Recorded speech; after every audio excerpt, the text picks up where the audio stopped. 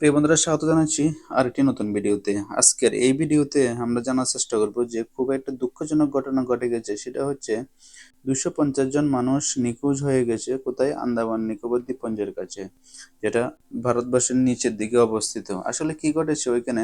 একটা বোটে করে গাদাগাদি করে অনেকজন মানুষ বাংলাদেশ থেকে যাচ্ছিল মালয়েশিয়া। অবশ্যই নিউজ পেপারে আসছে কি সবাই রোহিঙ্গা ছিল, এক দেশ থেকে আরেক দেশে যাচ্ছিল, কিন্তু হঠাৎ করে আন্দামান দ্বীপপুঞ্জের কাছে এসে বোট উল্টে যায় এবং সবাই পানিতে পড়ে যায়। খুব একটা হিউম্যান ট্র্যাজেডি ঘটে গেছে। একটু ডিটেলসে জানার চেষ্টা করবো আসলে কি ঘটনা ঘটেছে ওইখানে।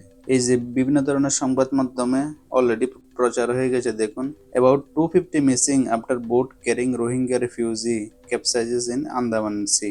যেটা হয়েছে অ্যারাউন্ড এপ্রিল 9 তারিখ থেকে 12 তারিখের মধ্যে, এমন একটা সময়ে এই ঘটনা ঘটেছে, মানে কয়েকদিন আগে। এখানে থেকে আরেকটা নিউজ পেপারে বলছে at least 250 people missing including Rohingya and Bangladeshis after boat sinks in Andaman sea. অনেক নিউজ পেপার এটাকে কভার করছে।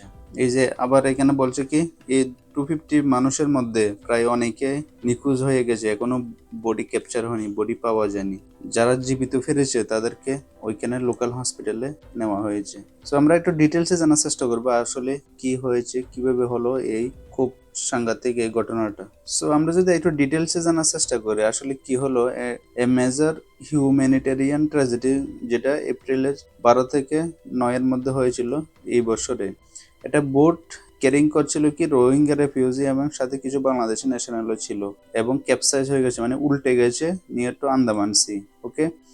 আর আসলে এই বোটটা কোথায় যাচ্ছিল? এই বোটটা যাচ্ছিল সে টেকনাফ, বাংলাদেশ থেকে সবাই উঠছিল এই বোটের মধ্যে এবং তারা যাচ্ছিল মালয়েশিয়ার উদ্দেশ্যে, এবং মাঝপথে আন্দামান নিকোবরের দ্বীপপুঞ্জের কাছে এসে এই বোটটা উল্টে যায় এবং সবাই সমুদ্রে পড়ে যায়। আমরা যদি একটু ম্যাপে জানার চেষ্টা করি, আপনাদেরকে দেখাচ্ছি আমি।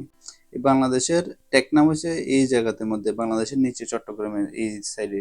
এই টেকনাফ থেকে এই বোটটা লুট করে 250 জনের মতো মানুষ সে যাচ্ছিল এই মালয়েশিয়ার উদ্দেশ্যে। এইখানে সে মালয়েশিয়া, কিন্তু মাঝখানে পরে কি এই আন্দামান সি।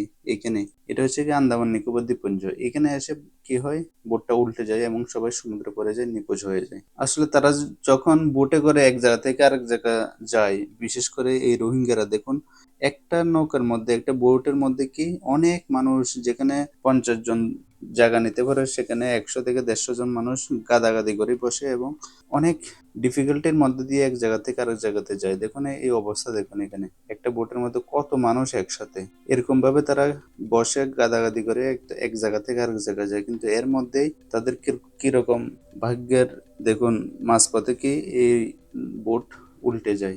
আসলে ওই বোটের মধ্যে 250 থেকে 300 এর মতো মানুষ ছিল, ইনক্লুডিং ওমেন, চিলড্রেন। ওকে। এর সাথে আসলে কি হয়েছিল বোটের সাথে, মেবি সবাই বলছে overcrowding, rough sea condition ও স্ট্রং উইন্ডস এর কারণে কি বোটটা উল্টে যায় এবং সবাই সমুদ্রে পড়ে যায়। এখন পর্যন্ত বলা হচ্ছে কি 9 জন মানুষ শুধু সার্ভাইভ করছে এবং রেস্কিউ এখনো চলছে। যারা নিখোঁজ হয়েছে তাদের উদ্ধার কার্য চালাচ্ছে এখানে লোকাল অথরিটিস। এরপরে যারা বেঁচে ফিরছে তারা বলছে যে কি সার্ভাইভার এক্সট্রিম কন্ডিশন, ওইখানে যে সাগরের কন্ডিশনটা ছিল সেটা এক্সট্রিম কন্ডিশন ছিল। আর কি বলছে, টাইট কম্পার্টমেন্ট, মানে গাদাগাদি করে অনেক লোক একসাথে বসে আছে একটা ছোট নৌকার মধ্যে, যেখানে অক্সিজেনের পরিমাণ কম, এবং অনেকে বলছে আবার কেউ কেউ মৃত্যুবরণ করছে বোট উল্টে যাওয়ার আগে, কারণ অক্সিজেন খুব কম আর টাইট কম্পার্টমেন্টের কারণে হয়তো দম বন্ধ হয়ে অনেক মানুষ আগেই মারা গেছে। যারা বেঁচে ফিরছে তারা এই কথা জানাচ্ছে। ওকে। এই যে দেখুন একজন যে বেঁচে ফিরছে সে বলছে দেয়ার ওয়াজ এ হার্ডলি অক্সিজেন। ওকে, কোনো অক্সিজেনের ছিল না, একদম খুব কম পরিমাণে, and তারা শ্বাস প্রশ্বাস নিতে পারছিল না, ব্রিথিং করতে পারছে না, এত মানুষ একসাথে বসে আছে। ওয়েল, এখন আমরা জানবো হোয়াই দিস হ্যাপেন। ওকে। আসলে এই রোহিঙ্গা ক্রাইসিস এখন থেকে না, যতক্ষণ থেকে মায়ানমারে এই সরকার রোহিঙ্গাদের উপর দমন শুরু করছে ওই সময় থেকে রোহিঙ্গাদের উপর এমন অত্যাচার আর এমন ঘটনা প্রায় প্রত্যেক বছরে আসছে। এখানে কি বলা হচ্ছে, প্রায় 1 million Rohingya lives in Cox's Bazar, বাংলাদেশে যেটা অবস্থিত। 1 মিলিয়ন পিপল ওইখানে রেফিউজি হিসেবে আছে। তার মধ্যে বেশিরভাগ রোহিঙ্গা কি করে, প্রত্যেক বছর এরকম সমুদ্রপথে এক দেশ থেকে আরেক দেশে যাওয়ার চেষ্টা করে, বিকজ অফ পভার্টি। তাদের কাছে কোনো কিছু নেই, খাওয়ার জন্য টাকা পয়সা নেই, কোনো চাকরি নেই অ্যান্ড লং টার্ম কোনো ফিউচার না থাকার কারণে রোহিঙ্গারা কি করে এরকম ঝুঁকিপূর্ণ রাস্তা বেছে নিয়ে এক জায়গা থেকে আরেক জায়গাতে যায়। এই জন্য এসব ধরনের ঘটনা প্রত্যেক বছর প্রায় ঘটে থাকে।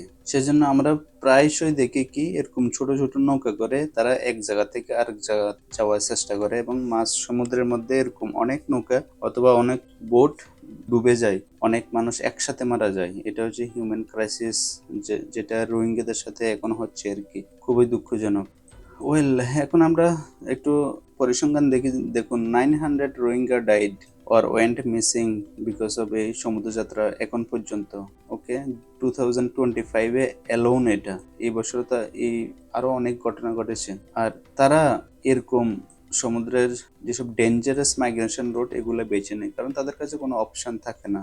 তো আমরা এই ইনসিডেন্ট থেকে কি কি জানতে পারলাম? অনগোয়িং হিউম্যান ট্রাফিক নেটওয়ার্কস, ঠিক আছে, severe refugee crisis over world, urgent need for international intervention and long term solution. তাদের জন্য একটা কোনো ব্যবস্থা করে দেওয়ার ইন্টারন্যাশনাল যেসব অর্গানাইজেশন আছে তাদেরকে এগিয়ে আসতে হবে, তাহলে তারা কিছুটা হলেও রক্ষা পাবে। সো প্রিয় বন্ধুরা, এই ছিল আজকের এই ভিডিওতে যে রোহিঙ্গা ট্র্যাজেডি হয়েছে আন্দামান নিকোবরের কাছে রিসেন্টলি, সেটা নিয়ে একটু ইনফরমেশন দেওয়ার চেষ্টা করলাম আপনাদের মাঝে।